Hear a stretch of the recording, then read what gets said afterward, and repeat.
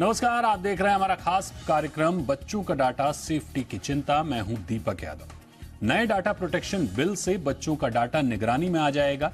आपकी हैरानी बढ़ सकती है। दरअसल इसमें कहा गया है कि बच्चों को पेरेंट्स की अनुमति मिलने पर ही सोशल मीडिया अकाउंट बनाने की इजाजत दी जाएगी। इसके लिए बच्चों और पेरेंट्स का आधार नंबर जमा करना होगा। टेक कंपनियों का कहना है कि इससे उनका काम काफी बढ़ जाएगा, लेकिन असल सवाल यह है कि क्या टेक कंपनियों के पास डाटा सुरक्षा को लेकर कोई ठोस इकोसिस्टम तैयार है? अगर नहीं तो डाटा की सुरक्षा की जवाबदेही किसकी होगी? आज हम इसी पर चर्चा करेंगे, साथ ही समझेंगे कि इसमें टेक कंपनियों के कामकाज पर क्या असर पड़ेगा। इन सब मुद्दों पर करेंगे चर्चा, लेकिन पहले देखिए यह अहम रिपोर्ट।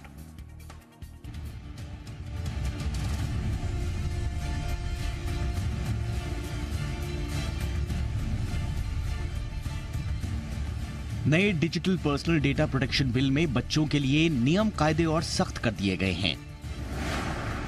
नए नियमों के तहत 13 से 18 साल की उम्र के बच्चे अगर किसी ऐप या सोशल मीडिया का इस्तेमाल करते हैं तो इसके लिए बच्चों का आधार कार्ड जरूरी होगा ही, साथ ही उनके माता पिता की पहचान को भी वेरीफाई करना जरूरी होगा।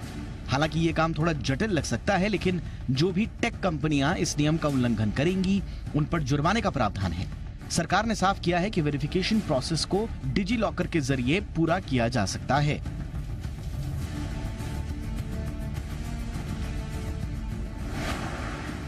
नए डेटा बिल में ये बात तो साफ हो गई है कि बच्चे बगैर अपने माता पिता की इजाजत के सोशल मीडिया अकाउंट नहीं बना पाएंगे। मतलब बच्चे किन नाम और अकाउंट से सोशल मीडिया पर मौजूद हैं उसकी जानकारी उनके माता पिता को होगी। लेकिन नए नियमों के तहत कोई भी टेक कंपनी बच्चों के डेटा को एक्सेस नहीं कर पाएगी। उनके डेटा को एक्सेस करने के लिए टेक कंपनी को पहले माता पिता से इजाजत लेनी होगी। इसके अलावा कोई भी कंपनी बच्चों को टारगेट करने वाले विज्ञापन नहीं दिखा सकेगी। ऐसा करने पर जुर्माने के साथ सजा का भी प्रावधान किया गया है। विशेषज्ञों का कहना है कि नए नियम कायदों से खासकर फेसबुक, इंस्टाग्राम, ट्विटर और यूट्यूब जैसे सोशल मीडिया प्लेटफॉर्म सबसे ज्यादा प्रभावित हो सकते हैं। वहीं इन कंपनियों को डेटा के रखरखाव को लेकर भी बड़ी चुनौतियों का सामना करना पड़ सकता है। टेक कंपनियों का कहना है कि इससे बच्चों के साथ साथ उनके पेरेंट्स के डेटा लेने की अनिवार्यता से उनके काम का बोझ बढ़ेगा। वहीं नए कानून के पालन को लेकर उनका खर्च बढ़ेगा, वो अलग। वहीं माइक्रो ब्लॉगिंग साइट कू ने नए डेटा बिल के कड़े नियमों का स्वागत किया है और कहा है कि इससे सोशल मीडिया इंडस्ट्री की जवाबदेही जरूर बढ़ेगी, लेकिन सरकार के इन कदमों से पारदर्शिता भी आएगी। अब समझना होगा कि बच्चों के लिए कड़े नियम क्यों लाए जा रहे हैं। दरअसल बच्चों में मोबाइल की लत बढ़ती जा रही है। खासकर ऑनलाइन गेमिंग और सोशल मीडिया से जुड़े ऐप्स पर रील और वीडियो देखने की गतिविधियों में इजाफा दर्ज किया गया है। बच्चों का स्क्रीन टाइम तेजी से बढ़ा है। उनके मेंटल हेल्थ पर नकारात्मक असर पड़ रहा है। बच्चे फिजिकल एक्टिविटीज भी कम कर रहे हैं। इससे बच्चों की याददाश्त भी कमजोर हो रही है। साथ ही उनमें एकाग्रता कम होने की शिकायतें भी मिली हैं। वहीं डिजिटल दुनिया होने से बच्चे समय से पहले मैच्योर भी हो रहे हैं। खासकर बच्चों में पनप रही हिंसक प्रवृत्ति को ऑनलाइन गेमिंग एक बड़ी वजह माना जा रहा है। ऐसे में बच्चों की ऑनलाइन गतिविधियों पर पेरेंट्स की मंजूरी का पहरा जरूर होना चाहिए, ये कई जानकार मानते हैं। लेकिन साथ ही इनके डेटा की सुरक्षा को लेकर भी अतिरिक्त सावधानी बरतनी बेहद जरूरी होगी। ब्यूरो रिपोर्ट, जी मीडिया। तो डाटा प्रोटेक्शन पर इस विशेष कार्यक्रम में हमारे साथ जुड़ रहे हैं cyber law expert Ashutosh Srivastava, cyber security expert Sarang Nagmote और S Chandrashekhar, MD and CEO, KNS Digi Protect. तो बहुत स्वागत करेंगे आपका हमारे साथ जुड़ने के लिए आशुतोष जी, नारंग जी और एस चंद्रशेखर जी। सबसे पहले आशुतोष जी आपके पास आएंगे और आपसे समझना चाहेंगे कि नए डाटा बिल में 13 से 18 साल के बच्चों पर सख्ती के नियम को आप कैसे देखते हैं? इसकी बारीकियां क्या हैं जिन पर हमें गौर करने की जरूरत है? देखिए, जैसे कि वेस्टर्न कंट्रीज में भी जो है उन्होंने कंसेंट का जो एज है वो कम रखा है। हमारे कंट्री में हमने इसको 18 इयर्स रखा गया है, जो मुझे लगता है कि एक तरह से सही है। और 13 साल या 13 साल के ऊपर के जो बच्चे हैं वो इंटरनेट को यूज कर सकते हैं, लेकिन जो बच्चे मेजर नहीं हुए वो 18 के जो नीचे हैं, यानी कि 13 से 18 के एज ग्रुप में जो भी बच्चे इसको यूज कर रहे हैं, उनके पेरेंट्स का कंसेंट को जो है जरूरी रखा गया है डीपीडीपी बिल के अंदर। और मुझे लगता है कि ये एक तरह से सही भी है, क्योंकि हम देख रहे हैं कि बहुत सारे क्राइम्स भी बच्चों के अगेंस्ट होते हैं। उनके डेटा का मिसयूज ना हो, या वो हर तरीके का एड्स वगैरह भी आता है, तो उस एड में उनके ऊपर जो है गलत प्रभाव ना हो। और या नहीं तो जो है कि उनके डेटा को मिसयूज अगर कोई करता है तो एटलीस्ट पेरेंट का कंसेंट होने की वजह से जो कंपनियां इसका गलत इस्तेमाल करेंगी उनको ये मालूमात होगा कि इसमें जो है पेरेंट का भी कंसेंट है, और दोनों का जो आधार कार्ड, बच्चे का भी और पेरेंट का भी, इसको भी इसके अंदर रखा गया है। तो मुझे लगता है कि ये एक अच्छा पहल है इस बिल के अंदर, और इससे जो है बहुत सारे जो इश्यूज जो फ्यूचर में अराइज हो सकते हैं, उससे इजाफा, उससे उसको जो है इजाफा होने से उसको रोका जा सकता है, उसको कंट्रोल किया जा सकता है। और कहीं ना कहीं जो भी ये डेटा जो अवेलेबल है ऑनलाइन, उस डेटा का मिसयूज होने के जो चांसेस हैं वो रिड्यूस होंगे। क्योंकि अगर कोई बच्चा जो है अगर वो डेटा अपना कोई भी अपलोड करता है और जी। ना तो वो पेरेंट के नॉलेज में है ना किसी बड़े के नॉलेज में है, तो हो सकता है उस डेटा का गलत इस्तेमाल हो। और बच्चे जो होते हैं वो मेंटली जो है वो पूरी तरह से मैच्योर्ड और ग्रोन अप नहीं होते हैं। बिल्कुल। अगर उनका डेटा का कोई गलत इस्तेमाल होता है तो हो सकता है कि उनके साइकोलॉजिकल जो इम्पैक्ट होगा उनके माइंड के ऊपर, वो हो बिल्कुल। सकता है कि सही ना हो, और उनके फ्यूचर के पॉइंट ऑफ व्यू से सही ना हो सकता है वो कुछ गलत स्टेप्स ना ले। तो ये कहीं पे भी एक्सट्रीम लेवल पे ये जा सकता है। इसलिए मुझे लगता है कि कहीं ना कहीं कंट्रोल्ड वे में यूज करना, क्योंकि अब इंटरनेट एक जरूरी साधन हो चुका है इवन बच्चों के लिए, उनके ई लर्निंग के लिए। बिल्कुल। क्योंकि सिर्फ ये गेमिंग और उनके जो है एंटरटेनमेंट के लिए नहीं है, बल्कि उनके ई लर्निंग के लिए भी ये बहुत जरूरी हो चुका है। देखिए, हर एक चीज के फायदे और नुकसान होते हैं, लेकिन अगर हम इसको पूरी तरह से बच्चों को अलग कर दें इंटरनेट से तो वो भी सही नहीं होगा। ठीक बात और है। अगर हम इंटरनेट पे उसको बिल्कुल कंट्रोल ना करें और बिल्कुल उनको जो है ऐसे खुला छोड़ दें तो वो भी उनके लिए सही नहीं होगा। बिल्कुल। तो जो जो प्रोसेस है, जो इंटरनेट से का जो सही यूज होना चाहिए, जो उनके फायदे के लिए होना चाहिए, इसी डायरेक्शन में जाना सही है। और लॉ ने भी जो है इसी बात को लेकर के थोड़ा सा जो है कंट्रोल उसमें रखने ठीक। की कोशिश करी है, ताकि पेरेंट भी इन्वॉल्व रहें ये ठीक। सारे प्रोसेस के अंदर। बिल्कुल। जी। बिल्कुल। आपके पास आएंगे सारंग जी, आपसे समझना चाहेंगे कि बच्चों की सुरक्षा के हिसाब से ये बिल कितना महत्वपूर्ण है। इसमें जो एज का जिक्र किया गया है 13 से 18 साल, 13 से कम उम्र के भी बच्चे आजकल काफी तेजी से इंटरनेट इस्तेमाल करते हैं, सोशल मीडिया पर भी एक्टिव देखते हैं, तो उनको लेकर किस तरह के प्रावधान है? बिल्कुल। बताना चाहूँगा, सबसे पहले बहुत बहुत बधाई। डेटा प्रोटेक्शन बिल जो बहुत दिनों से पेंडिंग था वो अप्रूव होकर अभी एक्ट बन गया है, और इसके तरह ऑस्ट्रेलिया, फिनलैंड एंड डेनमार्क और इजराइल, ये जो कंट्रीज है उनके हम लाइन में आके बैठ गए हैं कि हमारे पास भी हमारा खुद का डेटा प्रोटेक्शन बिल है, जो इंडिविजुअल डेटा, पर्सनल डेटा जो बोलते हैं, पीआई डेटा जो बोलते हैं, नेम, आधार कार्ड, पैन कार्ड, इसको प्रोटेक्शन करेगा कि इसको जो पर्सनल है उसको देना है या फिर नहीं देना है। तो ये इसके लिए बहुत अच्छा उपक्रम है। और जिससे आपने बोला कि अभी डेटा प्रोटेक्शन बिल हो गया है, पर उसमें खास करके जो युवा है या फिर जो बच्चे हैं 13 से 18 वर्ग के लिए, उनके लिए ये जो प्रोटेक्शन बिल में प्रावधान किया गया ये बहुत ही उत्तम है, क्योंकि ये जो एज ग्रुप है ये बहुत ही वल्नरेबल होता है।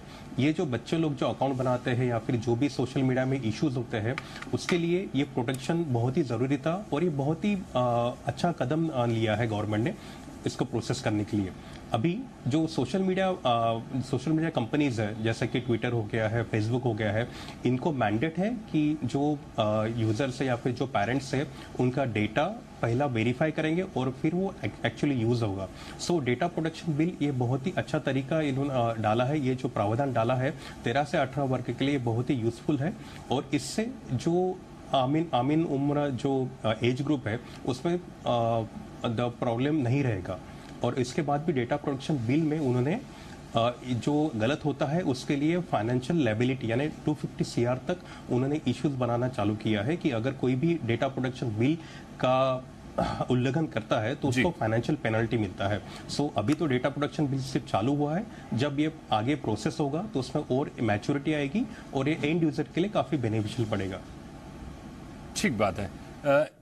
चंद्रशेखर जी, आपसे समझना चाहेंगे कि डाटा बिल पर टेक कंपनियों के कामकाज पर क्या असर पड़ेगा, क्योंकि डाटा बिल तो आ गया है, टेक कंपनियां कितनी तैयार हैं? मेरे हिसाब से टेक कंपनियां काफी हद तक तैयार हैं, क्योंकि ये यूरोपियन यूनियन में यूरोपियन ईयू जीडीपीआर पहले आ चुका है 2018 में। उसके बाद कई देशों में डेटा प्रोटेक्शन के नियम और कानून आ चुके हैं। और ये जो कंपनीज हैं ये बहुराष्ट्रीय कंपनीज हैं। इनके पास बहुत बड़े बड़े डेटा सेंटर्स हैं, इनके पास काफ़ी मैच्योर प्रोसेसेस हैं। तो इंडिया के लिए नई प्रणाली इनको तैयार करनी पड़ेगी, थोड़ा बहुत मेहनत इनको करना पड़ेगा। पर इन बड़ी बड़ी बहुराष्ट्रीय कंपनियों के लिए ये मुश्किल नहीं है।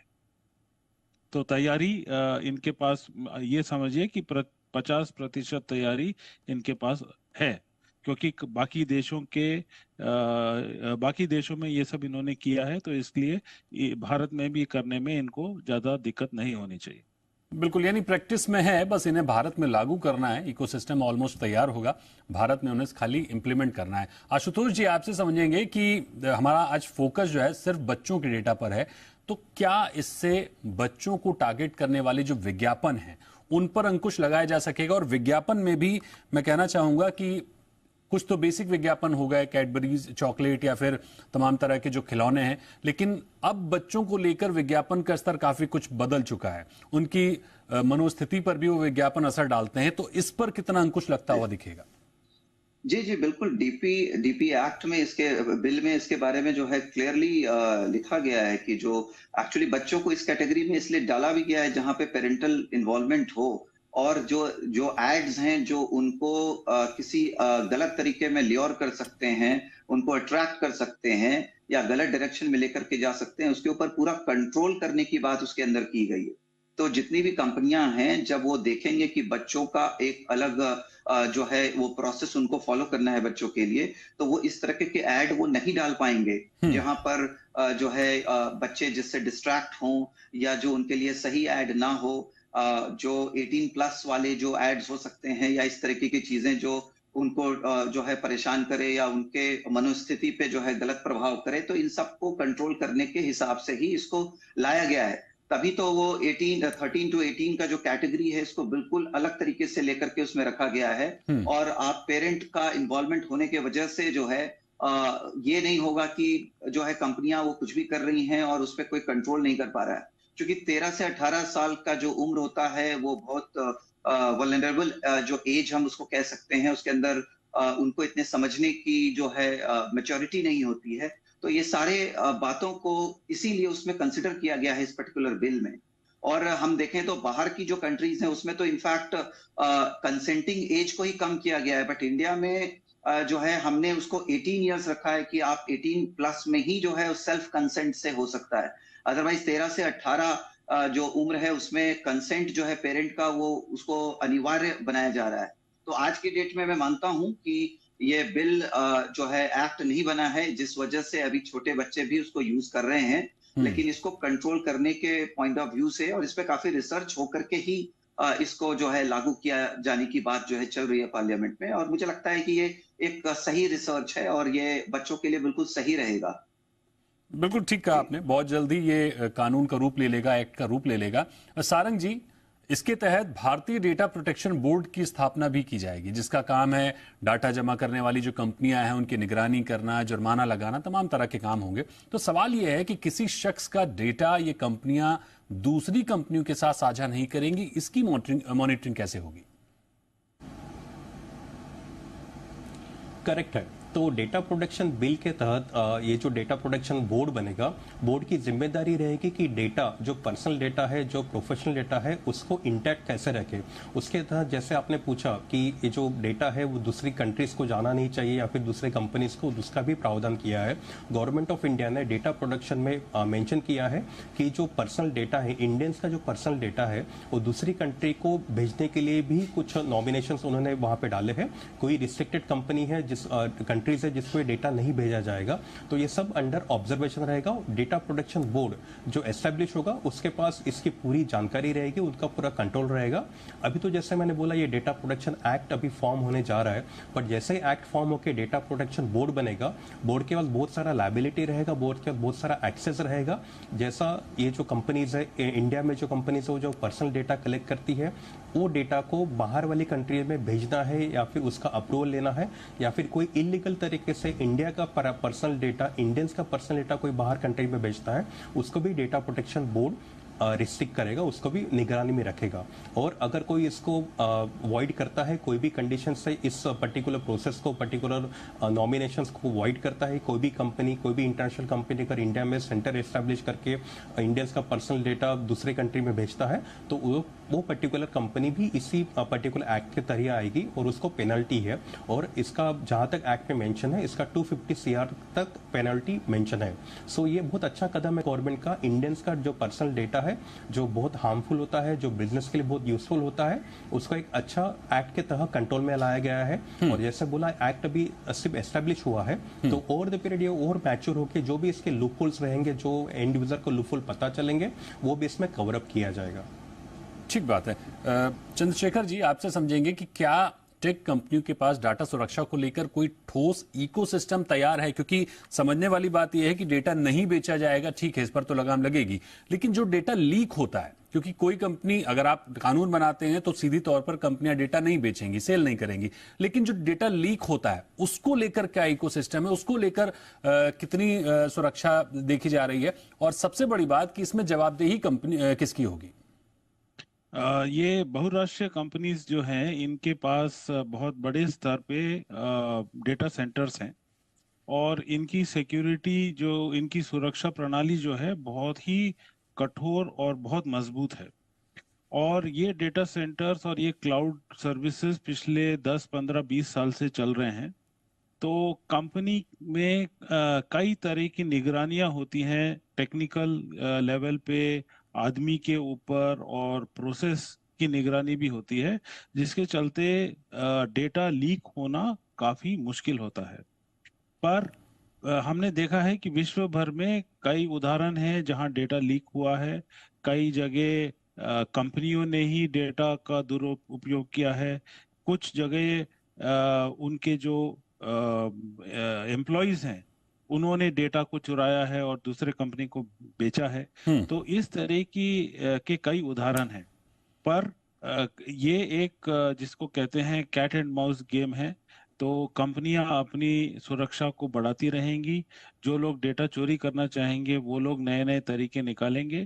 पर मैं 10 साल बड़े बहुराष्ट्रीय कंपनियों में काम कर चुका हूं और मैंने देखा है कि उनकी सुरक्षा प्रणाली काफी अच्छी है।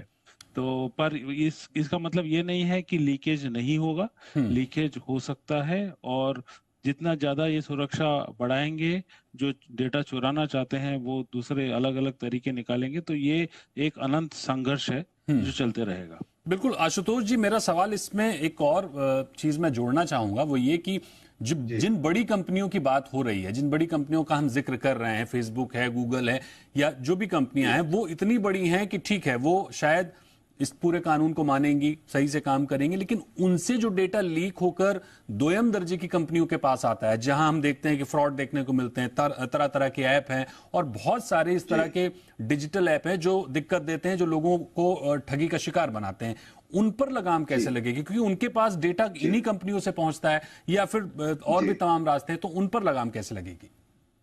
देखिए, जैसे कि यूरोपियन कंट्रीज में पहले से जो है डेटा प्रोटेक्शन लॉज था, हमारे पास अभी तक नहीं है। वे बिल है वो जो कन्वर्ट होगा एक्ट में। तो ये बहुत लॉन्ग अवेटेड था कि डेटा जो है फर्स्ट ऑफ ऑल लीक ही नहीं हो।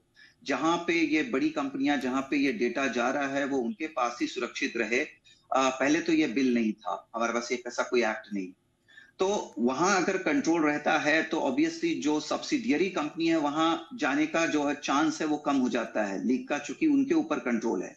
अब कंट्रोल नहीं होने की वजह से ये डेटा यहाँ वहां सब जगह जाता था। अब ये जो है, इसमें कहीं ना कहीं काफी लगाम लगेगा।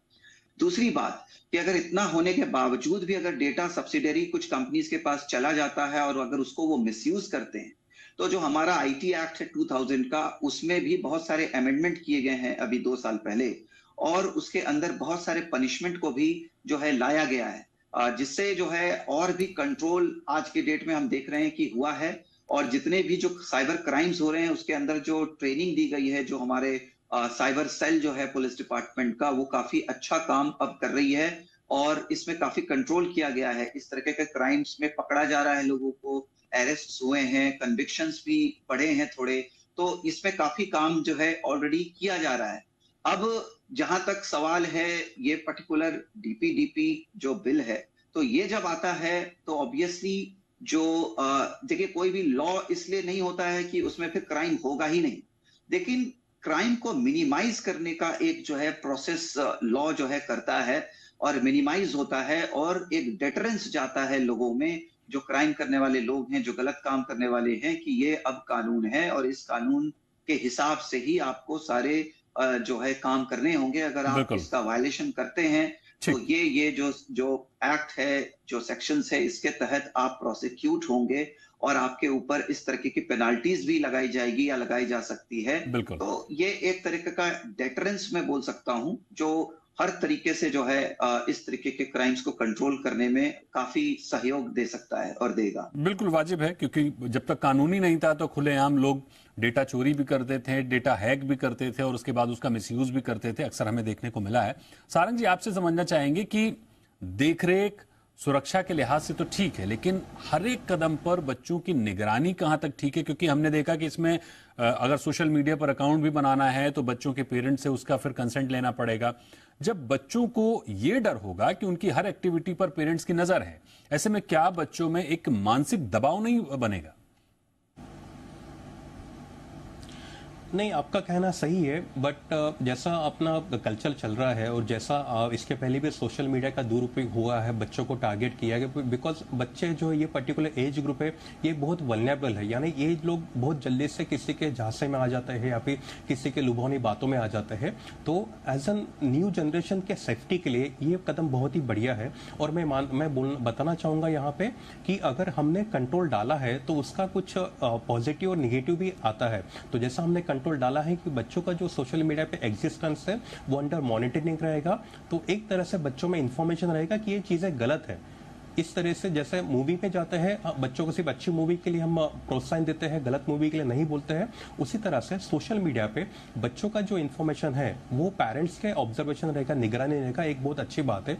और जैसा आपने बोला इसमें निगेटिव फैक्टर आएगा, बट ये पर्टिकुलर एज ग्रुप काफी मैच्योर हो चुका है, बच्चों से लेके बड़े बनते जाते हैं, तो इसमें ये पर्टिकुलर ग्रुप को सपोर्टिंग के लिए अच्छा पड़ेगा। जैसा कि इसके पहले भी केसेस हुआ है, सोशल मीडिया का तरीके का यूज करके बहुत सारा फॉरेस्टर एक्टिविटी हुआ है, बहुत सारा केसेस हुआ है। तो मैं बताना चाहूंगा ये बहुत अच्छा कदम है और आगे चल के इसको और इम्प्रूवमेंट भी किया जा सकता है। बिल्कुल, नो डाउट, बहुत ही शानदार कदम है। एक कानून होना, उस कानून के तहत कम से कम डेटा का प्रोटेक्शन होना। आज हम देखते हैं कि जिस तरह से डेटा का बहार है, हर कंपनियों में एक तरह से वॉर होती हुई दिखती है डेटा को लेकर, और हर कंपनी डेटा को लेकर ही झगड़ती हुई नजर आती है। ऐसे में डेटा प्रोटेक्शन को लेकर कानून आना ये बहुत ही अहम बात है। बच्चों की गोपनीयता को लेकर, बच्चों की सुरक्षा के लिहाज से ये डेटा काफी अहम हो सकता है, लेकिन ये भी हमें देखना जरूरी होगा कि ऐसा ना हो कि वो एक तरह से मानसिक दबाव बनता हुआ दिखाई दे। ये बड़ी अहम बात होगी। तो बहुत शुक्रिया करेंगे आपका आशुतोष, बहुत शुक्रिया करेंगे आपका सारंग, और बहुत शुक्रिया करेंगे आपका चंद्रशेखर हमारे साथ जुड़ने के लिए और इस अहम चर्चा में भाग लेने के लिए। उम्मीद करते हैं कि ये कानून बेहतर होगा और आम लोगों की डेटा को सुरक्षा देगा। और इसी के साथ इस खास प्रोग्राम में फिलहाल इतना ही। किसी और टॉपिक पर करेंगे अगले शो में चर्चा। तब तक के लिए नमस्कार।